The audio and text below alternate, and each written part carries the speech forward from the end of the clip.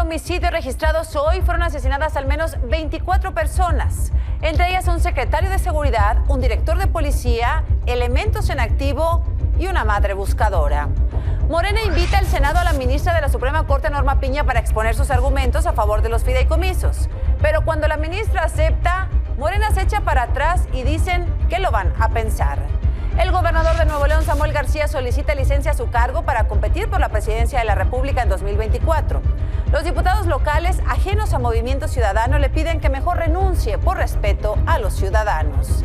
A 3 días de que un grupo de personas agredió a personal administrativo e incendió las oficinas del CCH Azcapotzalco, hoy miembros del grupo Porril 3 de marzo tomaron las instalaciones del CCH Vallejo, lanzaron bombas molotov, petardos, agredieron a estudiantes. Este grupo pide que destituyan al cuerpo directivo del plantel.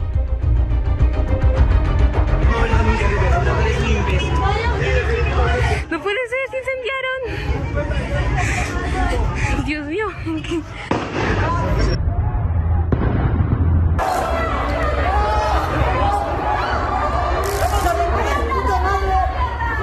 Se ha tomado el plantel, se evacuó a los docentes en su mayoría, al estudiantado y al personal de intendencia para que no hubieran problemas. Entraron de una forma violenta a la vez porque todos corrían. Empezaron a echar bombas, petardos, muchas cosas y piedras.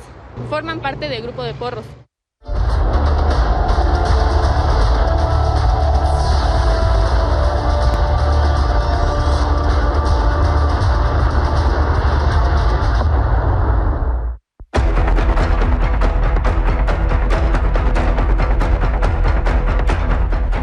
Bienvenidos, muy buenas noches y como siempre, gracias por acompañarnos.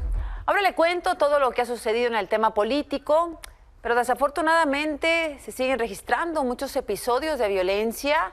Hoy, simplemente hoy, se registraron 3 multihomicidios, 3. Tan solo en estos 3 hechos, 24 personas fueron asesinadas. En Guerrero fueron 13 las ejecuciones.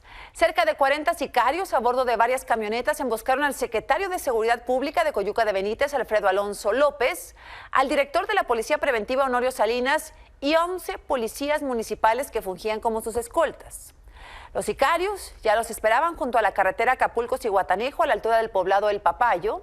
Al iniciar el ataque, todos intentaron huir. El secretario fue el primero en ser ejecutado, murió junto a un árbol. El director y 2 policías fueron acorralados junto a una casa. Le digo, todos intentaron huir de los sicarios de la emboscada. 3 elementos más fueron cazados cerca de esta zona. 5 policías lograron escapar, entre ellos una mujer, pero fueron perseguidos. Los alcanzaron. Los criminales los sometieron con sus propias esposas, los obligaron a acostarse boca abajo en un montículo de tierra y les dieron el tiro de gracia. El cuerpo de un último agente fue encontrado junto a una de las 3 patrullas donde todos se trasladaban. Al lugar llegó el ejército, como siempre pasa, llegan después, no hay prevención, no funciona. Llegó el ejército, la fiscalía, encontraron unos 200 casquillos percutidos, 4 policías heridos lograron huir y están hospitalizados. Pobladores compartieron algunos momentos de la balacera.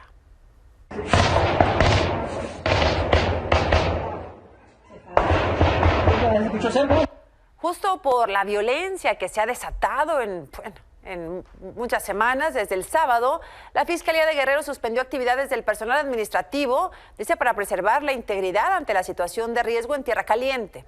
En una circular, el vicefiscal Ricardo Ferrero ordenó informar a los empleados sobre el paro indefinido de labores.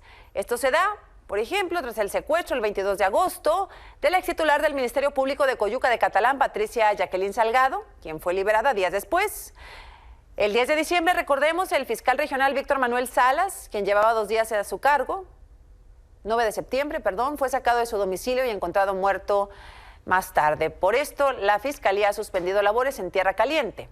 Esto en Guerrero. Una masacre, una emboscada, una cacería. Mientras en Michoacán, esta mañana 5 personas fueron asesinadas durante un atentado fallido en contra de Ricardo Morilla, hermano del alcalde de Tacámbaro, Artemio Morilla. El objetivo del atentado, el hermano del alcalde, resultó herido, por lo que es atendido en un hospital donde se reporta grave. Apenas el 29 de julio fue asesinado Yoshio Morilla, sobrino del alcalde morenista. En un video captado por ciudadanos, se ve parte del ataque en el que participaron al menos 6 sicarios que se trasladaban en 3 vehículos. Ninguno ha sido detenido.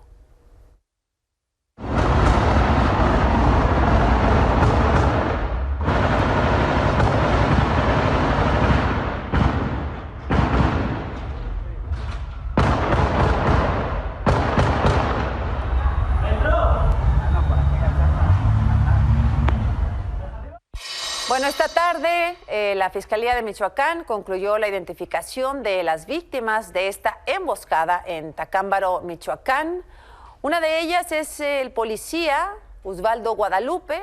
Hay 2 civiles identificados como Roberto y Fernando, y también la madre buscadora Griselda Armas, quien trabajaba en un restaurante ubicado cerca de la zona del ataque, y su esposo Marco Antonio Valdovinos, quienes buscaban a su hijo Diego Yair, de 16 años, desaparecido desde septiembre. 5 muertos en esta emboscada. De Guerrero a Michoacán y ahora a Puebla, donde 6 personas fueron asesinadas y 2 más resultaron heridas durante un ataque armado esta tarde en una barranca de la Junta Auxiliar de San Miguel Canoa. Según los primeros reportes, integrantes de la banda denominada Los González llegaron a bordo de camionetas hasta este lugar, utilizado como picadero. Las personas consumen ahí droga y abrieron fuego contra quienes se encontraban en el sitio. Hasta ahora tampoco hay detenidos.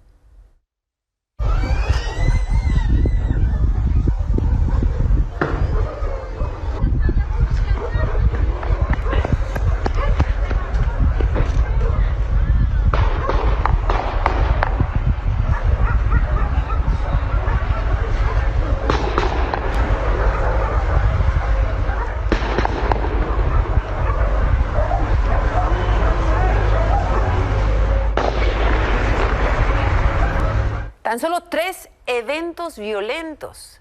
En estos 3, dejando fuera muchos otros que se registraron en el país, con estos 3 suman 24 personas asesinadas. El denominador común es el silencio. Ninguno de los gobernadores se ha manifestado. Ni la gobernadora Evelyn Salgado de Guerrero, ni los gobernadores de Michoacán Alfredo Ramírez Bedoya, ni el de Puebla Sergio Salomón. Y el fin de semana se repitió además una de las caras de la impunidad.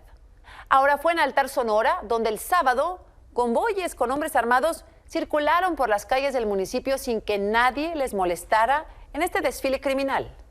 La presencia de estos hombres armados, además, ocurrieron varias balaceras, provocaron pánico entre los ciudadanos que compartieron videos donde se observa, como vemos, al menos 17 camionetas. Ahí estamos viendo por las calles, ahí vemos a los hombres armados a bordo, armas largas, no tratan de esconderse, no tratan de camuflarse. No, ellos saben que tienen total impunidad. Incluso algunos de estos criminales grabaron su recorrido.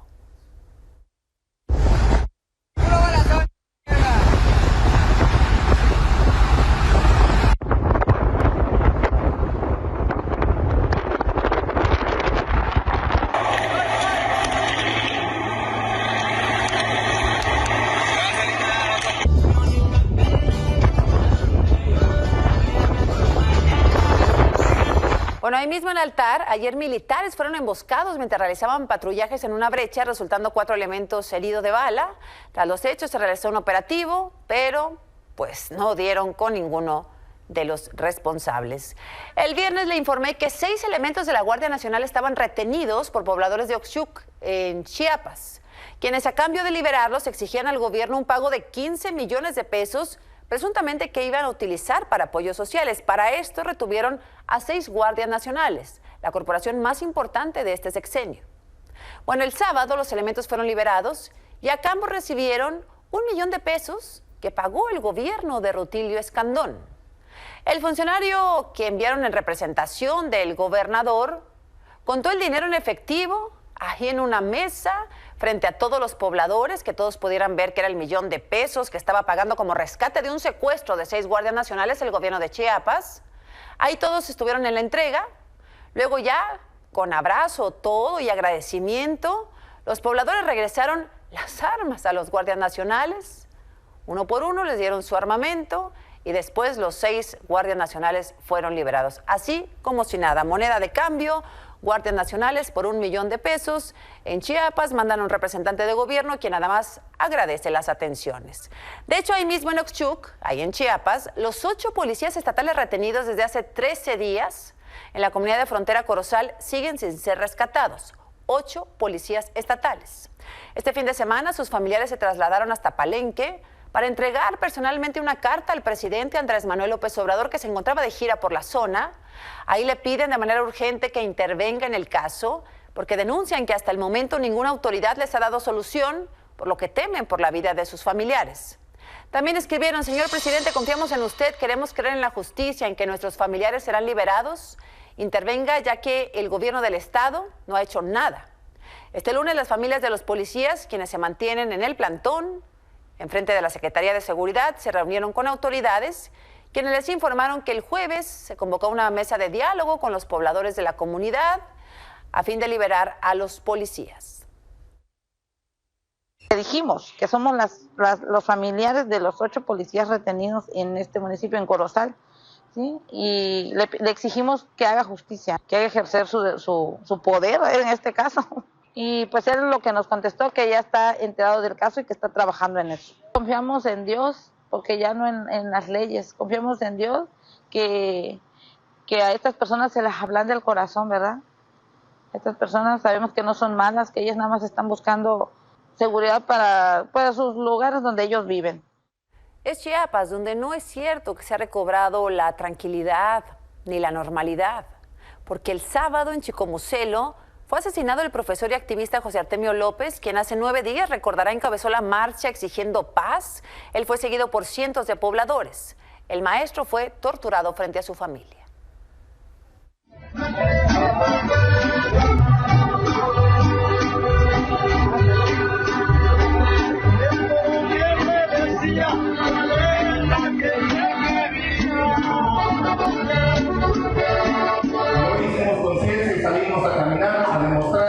Y somos unidos aún en Chicomucelo. Tenemos esa libertad y un aplauso para todos nosotros.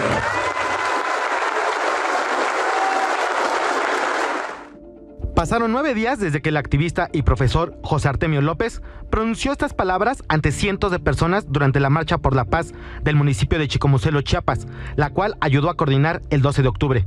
La madrugada del sábado, hombres armados llegaron a la casa de José Artemio, ubicada en el barrio de Las Salinas, alrededor de las 3 de la mañana. Rompieron los cristales para entrar a la vivienda y amarraron a su esposa y a su hija de 18 años, a quienes las obligaron a presenciar cómo torturaban al profesor para después dispararle en la cabeza. José Artemio era maestro de telesecundaria, militante de Morena y líder de la sección 40 de la Coordinadora Nacional de Trabajadores de la Educación, la cual calificó el asesinato como un acto de barbarie que no puede quedar impune. La Fiscalía de Chiapas inició una investigación por este hecho, el cual ocurre a casi un mes de la ola de violencia que se generó en los municipios de la zona fronteriza de Chiapas y Guatemala, en donde los pobladores viven en asedio de los grupos criminales. Estamos viviendo en carne propia la situación de cada uno de nuestras familias y nuestros compañeros que están siendo acosados. Pero esos datos deben llegar a López Obrador y que él entienda y que pueda dar un orden. Con información de Jonathan González, Azucena a las 10. Eso es solo una parte de lo que ha sucedido en la República en estos días, el día de hoy, el fin de semana. Un maestro activista que vivía en una casa humilde, que quería que mejorara la seguridad en Chiapas, fue asesinado de esta manera tan salvaje. ¿A quién le importa? A nadie. Una madre buscadora que resulta muerta en un enfrentamiento, en una emboscada. Junto con su esposo estaban buscando a su hijo, la triple tragedia, el drama. ¿A quién le importa? A nadie. En este país donde no cesa el horror.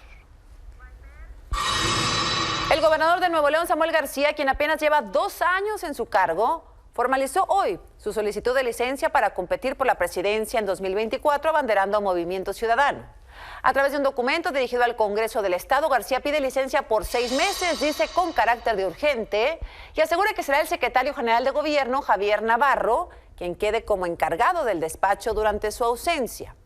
Más tarde, Samuel García escribió en X: estoy analizando seriamente la posibilidad de competir para ser presidente del país porque veo la necesidad urgente de construir algo nuevo para México. Para participar, dice, necesito cumplir los requisitos legales. La solicitud de licencia es uno de ellos.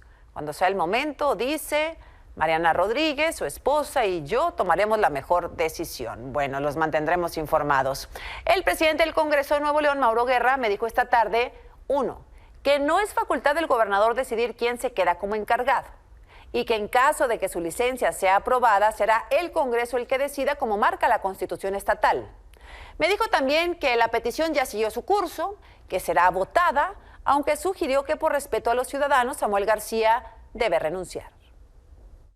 Si le negaran la licencia, ¿él tendría que renunciar si quiere competir? Está esta posibilidad. Es mejor que renuncie para que no le incumpla a los ciudadanos en decir que iba a estar 6 años y ya no va a estar. Entonces, mejor que se vayan los dos, pero más importante, para que la ciudadanía sea quien nombre a un gobernador sustituto y no nos eche la responsabilidad a nosotros. Si se la aprueban, él se va durante 6 meses y ustedes, el Congreso, nombra al gobernador interino, no es el secretario, no es el secretario de gobierno. Si se va a ir, pues que se vaya ya. Y si lo que Nuevo León necesita es alguien que sí decida enfrentar las cosas o los problemas de lleno y de tiempo completo, pues se tendrá que buscar y definir. Y es que una vez que Samuel García pide licencia a su cargo, pues le recordaron algunas de las promesas que hizo, por ejemplo, de mantenerse los 6 años en el cargo y las fuertes críticas que como diputado realizó contra Jaime Rodríguez Calderón el Bronco, quien, como sabemos, en 2018 también pidió licencia para buscar la presidencia con los resultados que ya conocemos. En ese 2018 Samuel García escribió: el Bronco sí tuvo un congreso palero, le aprobaron su licencia a los diputados del PRI y del PAN para que pudiera ser candidato. Movimiento Ciudadano votó en contra de la licencia, incumplió su palabra de quedarse en Nuevo León, no cumplió con sus promesas de campaña, no metió a los corruptos a la cárcel y se dispararon los índices de inseguridad. Y ese, como diputado local, reclamaba al Bronco su salida del gobierno. Que respeto las ambiciones personales del gobernador, pero no pueden estar por encima de las ambiciones del Estado. Y cierro diciendo que aunque en el primer informe dije que apoyaría las aspiraciones presidenciales si cumpliera los resultados, mientras no los vea, no puedo apoyarlo, pero tampoco puedo detenerlo. No estamos en contra de los derechos políticos del ahora gobernador con licencia Jaime Rodríguez, pero sí que su ambición personal se interpuso ante el interés colectivo. También le recordaron una de las entrevistas que Samuel García concedió a Broso, uno de los personajes de Víctor Trujillo. Sí me preocupa el 24, pero no como participante, sino para el país y para Nuevo León, que es lo mejor que le puede convenir. Entonces, yo lo que te puedo decir es que a Nuevo León le voy a cumplir, no me voy a distraer como el Bronco, voy a estar 6 años completo y a mis 39 años de vida, que termine Dios quiera con un gran gobierno, ahí ya veremos qué sigue. Pero por lo pronto el 24, Samuel, no se distrae. ¿Estás comprometiendo a que en el 2024 tú no vas? No vamos. Ni lo intentarás. Yo le prometí a Nuevo León que mi compromiso son 6 años aquí en Nuevo León. Bueno, pues aquí estamos ahora, 2023. Durante su informe como senador, el dirigente de Movimiento Ciudadano, Dante Delgado, respaldó a Samuel García, asegurando que es la opción del partido, pero también dejó la puerta abierta para Marcelo Ebrard.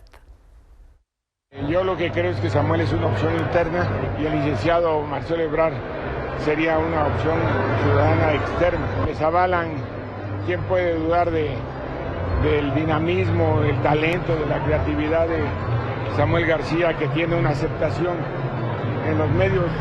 Y por otra parte, pues está la trayectoria, historia de vida, prácticas de buen gobierno, Liceo Marcelo. Bueno, vamos a ver qué dice Marcelo Ebrard, que todavía está en disputas con Morena. Dante Delgado adelantó que mañana publicarán las convocatorias para las gubernaturas de Jalisco, Ciudad de México y Yucatán, mientras que las de los otros 6 estados se publicarán el viernes. El coordinador del partido en el Senado y aspirante a la gubernatura de Jalisco, Clemente Castañeda, dice que el lunes van a comenzar las inscripciones para quienes deseen competir. Ayer en al menos 24 estados de la República, trabajadores del Poder Judicial Federal salieron a manifestarse en contra de la eliminación de 13 de sus 14 fideicomisos. Pero esta mañana el presidente menospreció la movilización y aseguró que fue una protesta menguada en la que muchos no participaron porque, dice el presidente, le creyeron cuando les dijo que no los afectaría. Muchos no participaron en la manifestación, nos creyeron, sobre todo los trabajadores, de que a ellos no se les va a afectar en nada, que es a la cúpula, a los de arriba, básicamente. Fue una la manifestación del bloque conservador, ya muy menguada, que además la mayoría de los trabajadores de la Corte, del Poder Judicial, simpatizan con nosotros. Por eso no asistieron a las manifestaciones, porque nos tienen confianza. Ahí tuvieron que acarrear, ¿no?, los políticos del bloque conservador. Y luego de que el mismo presidente retó a los ministros de la Corte a que salieran a marchar, ahora arremetió contra dos que sí participaron. El ministro en activo, propuesto por cierto por López Obrador, Juan Luis González Alcántara, y el ministro en retiro, José Ramón Cosío. A mí me gustaría hasta que, ahora que van a hacer manifestaciones, que marchen ellos, los ministros, que defiendan sus privilegios. O sea, fuera máscaras, además sirve que les dé el sol. Imagínense lo aburrido que sería la vida. Si no, nos vamos a dar el gusto de ver marchando a la señora Piña y a ¿cómo se llama? Aguilar. Marcha un ministro que gana 700,000 pesos mensuales. Le debería dar vergüenza. ¿Qué sensibilidad puede tener una persona que supuestamente tiene como trabajo la impartición de justicia y gana un sueldo elevadísimo, que insulta a la mayoría de los mexicanos que obtienen ingresos pues solo para lo básico?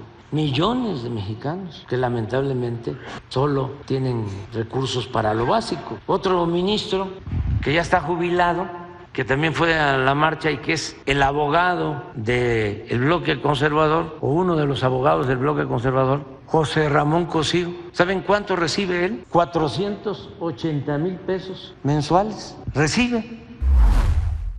Bueno, la ministra presidenta de la Corte, Norma Piña, habló.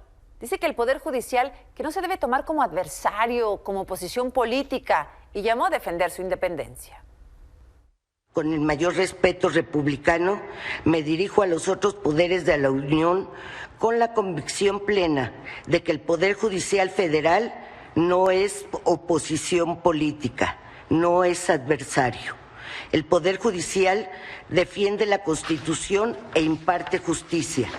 La independencia judicial no es un privilegio de los jueces, es un derecho humano de todas las personas. Estamos comprometidos a preservar este principio, aplicarlo con integridad y con el mayor alcance, siempre en beneficio de la sociedad. Hago un llamado al diálogo y al entendimiento. Por cierto, Norma Piña no acudirá al Senado. ¿Qué pasó? La ministra presidenta recibió invitaciones del PRI, del PAN y también del senador de Morena, Alejandro Rojas Díaz Durán, quien a través de un documento formal dice: como es de conocimiento a través de nuestro vocero César Cravioto y del coordinador de la bancada, Eduardo Ramírez, la invitamos cordialmente a nuestra sede el próximo 24 de octubre a las 10 de la noche. El propósito de este encuentro, continúa este documento, es escuchar su planteamiento respecto a los fideicomisos del Poder Judicial. Le garantizamos un trato con respeto y cordialidad. Esto pasó el fin de semana. PAN, PRI, Morena. Fue el sábado. Hoy la ministra respondió a cada grupo parlamentario y aceptó la invitación, asegurando que para el Poder Judicial ha sido prioridad buscar espacios para el diálogo con el Poder Legislativo referente a temas presupuestales y patrimoniales.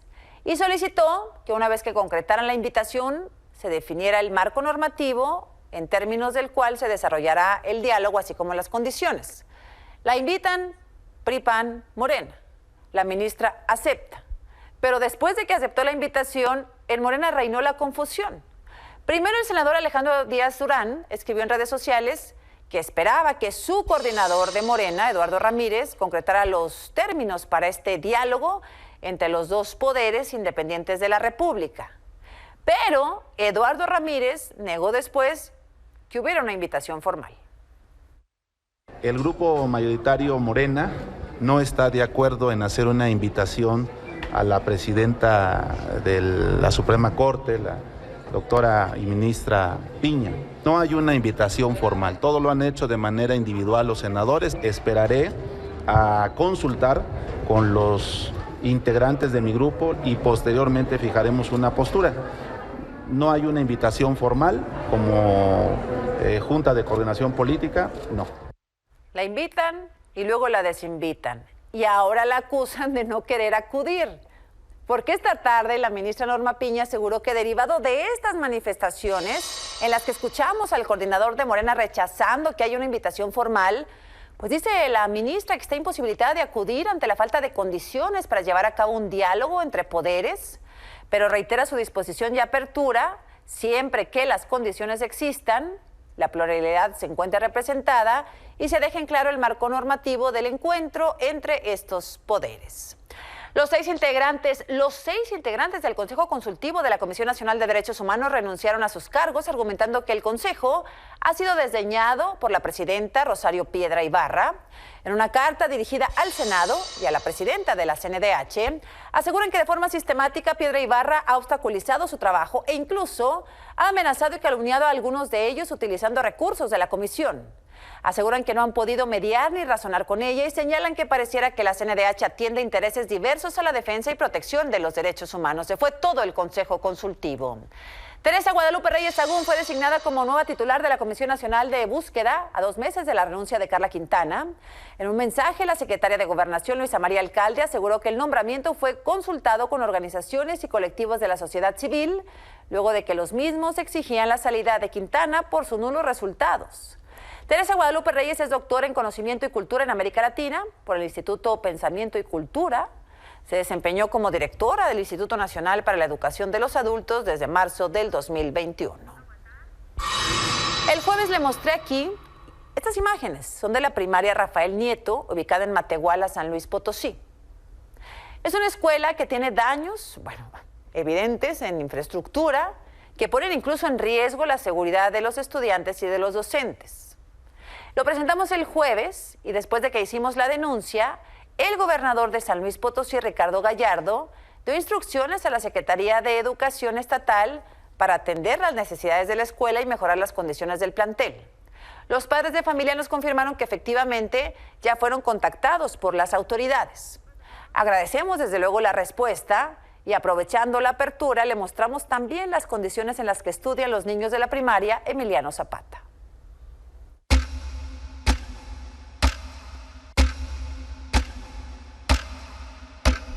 Si se llegara a colapsar el edificio, pues imagínense nada más, que el día de mañana nos hablen y nos vengan a decir, vengan porque sus niños están aplastados, todo porque no se han tomado cartas en el asunto. Esta escuela tiene todo tipo de desperfectos, grietas en paredes y techos, instalaciones eléctricas expuestas, algunas reparadas improvisadamente con cables, y mobiliario oxidado, roto o viejo. Es la primaria federal Emiliano Zapata, ubicada en el municipio de Matlapa, San Luis Potosí.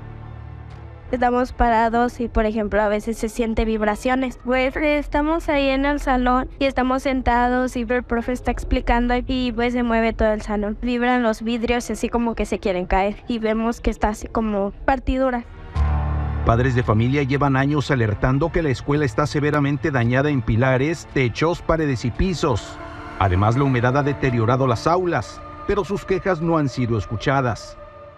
Desde aquí arriba se ve toda la cuarteadura. Se tiene que hacer un estudio muy profundo para ver hasta dónde está el daño, hasta abajo. Un perito particular contratado por los padres determinó que existe un riesgo de derrumbe en los salones. Por ejemplo, un dictamen de condiciones de infraestructura, eso ya se había hecho en el año 2019. ¿Y qué pasó después de eso? Nada, no dieron respuesta. No hubo seguimiento. Los estudiantes llevan una semana tomando clases a distancia por temor a un derrumbe, por lo que los padres de familia dieron un ultimátum a las autoridades para que el secretario de Educación Estatal, Juan Carlos Torres, atienda el problema. Desde San Luis Potosí para Azucena a las 10, Gerardo Duque Larraga. Se toman medidas drásticas. Si es posible, se armará una comisión que irá al Estado o directamente a visitar al gobierno federal. El paso del huracán Norma dejó 3 muertos en Sinaloa luego de que esta madrugada tocó tierra como tormenta tropical. Un taxista y un motociclista murieron ahogados al ser arrastrados por la corriente y un niño de 3 años murió electrocutado. Además, 1,744 personas resultaron damnificadas y pasaron la noche en albergues. El aeropuerto de Mazatlán fue cerrado. Los municipios más afectados son El Fuerte, Ahome, Guasave, Angostura, Mocorito, Navolato y Salvador Alvarado. El ejército aplica el plan DN3, mientras que en Baja California Sur Donde Norma tocó tierra como huracán categoría 2 el sábado, los municipios de La Paz y Los Cabos fueron declarados como zona de desastre. Así se vivió el paso de Norma en esos estados.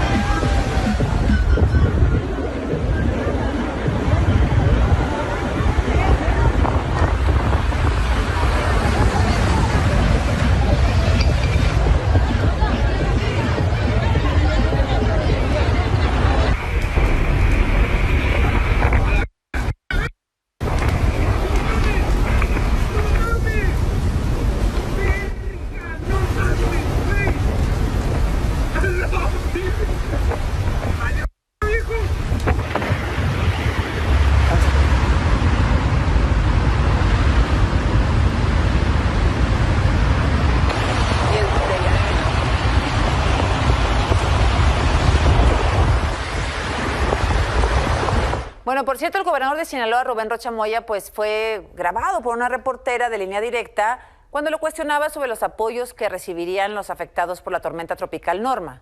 Y así respondió. No robamos y no traicionamos. Por lo tanto, lo que les he dicho es que los vamos a apoyar. Lo que quiero es que la gente que no nos estaba escuchando en ese momento, pues lo escuche. Dígaselo usted, pues. Es que ustedes se creen la gran cosa, ¿no?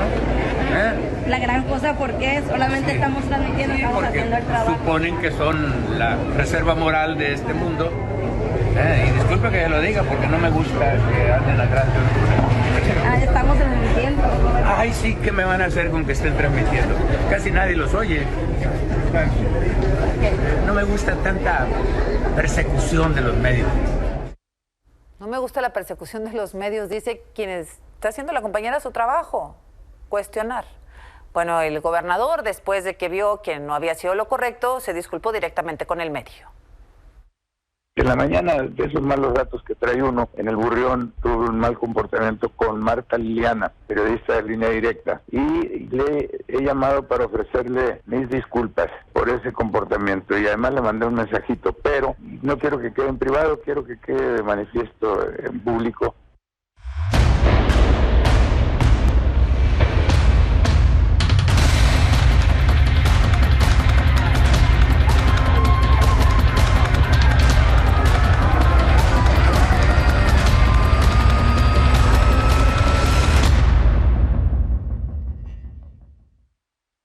En el día 17 de la guerra, el ejército israelí mantiene la oleada de bombardeos en distintas regiones de la Franja de Gaza.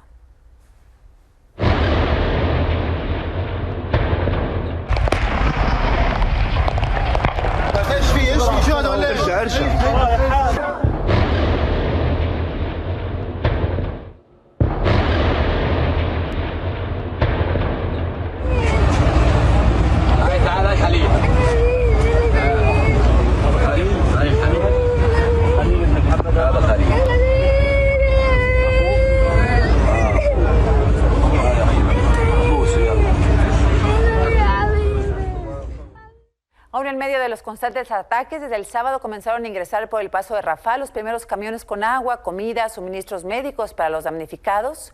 Esta tarde ingresó un convoy humanitario más, sin embargo, las raciones son insuficientes, ya que según el Programa Mundial de Alimentos de la ONU, por cada persona que recibe ayuda, 6 más la necesitan. Mientras hoy, Hamás liberó otras 2 de las 222 personas que mantenía como rehenes. Son 2 israelíes de la tercera edad, quienes de acuerdo con este grupo fueron entregadas a personal de la Cruz Roja por motivos humanitarios y de mala salud. Ambos ya están en espera de reencontrarse con su familia. It's okay, let's go. It's okay, let's go. You go with this one. You go with this lady. Okay. אנחנו מרוגשים, שמחים ומאושרים מההודעה הרשמית ומזה שסבתא שלי, יוכבד ליפשיץ ונורית קופר, גם שתיהן קיבוץ ניר עוז, חוזרות אלינו במהלך באמת הומניטרי. פשוט מקווים שהיא בסדר, שבריאותה טובה, ואנחנו ניסע עכשיו לראות אותה. Con estas mujeres liberadas hoy suman 4 los rehenes que han sido liberados por Hamás, pero recordemos que aún hay 198 por lo menos, entre ellos 2 mexicanos. Orión Hernández, originario de Tepoztlán, Morelos, y la joven Ileana Grechevsky, quien vivía al sur de Israel junto con su novio Matán. ante la declaración al New York Times de un militar israelí de que jamás negociaba la liberación de otros 50 rehenes, hoy el hermano de Ilana, Haim, subió esta foto de su hermana escribiendo: por favor, regresa, hermanita.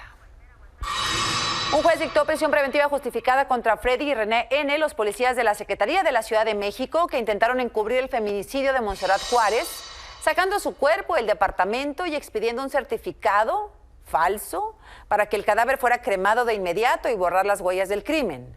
Los elementos detenidos el viernes, uno en Nuevo León y otro en Hidalgo, son acusados del delito de retardo de la justicia. Marlene Martínez fue desconectada del respirador que la mantenía con vida y sepultada ayer en Choix, Sinaloa. Esta joven, el 15 de octubre, fue declarada con muerte cerebral tras ser golpeada por su esposo, quien sigue prófugo. Por ello, la familia exige que se le busque, que se le detenga y que sea castigado como responsable del feminicidio de la joven de 23 años, pues este sujeto, identificado como Fernando, la golpeaba constantemente, como ella misma evidenció en un video que grabó días antes de su muerte.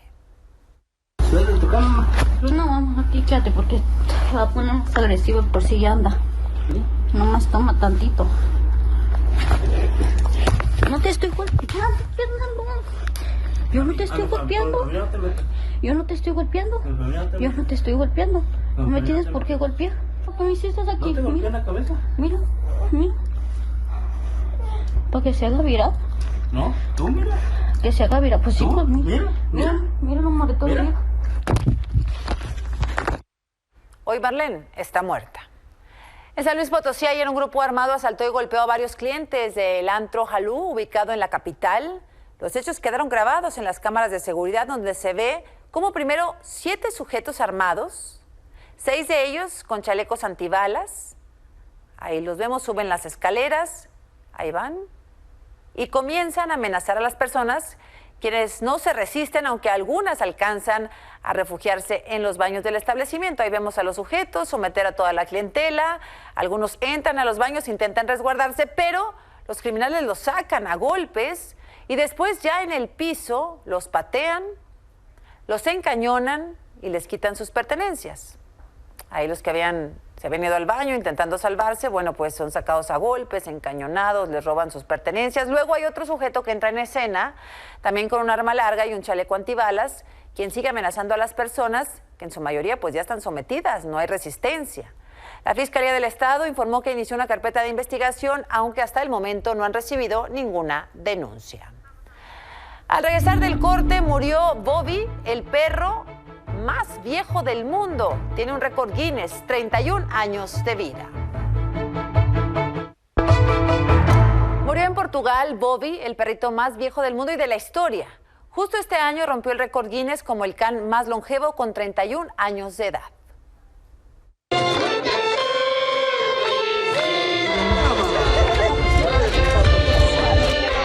Happy birthday, Bobby.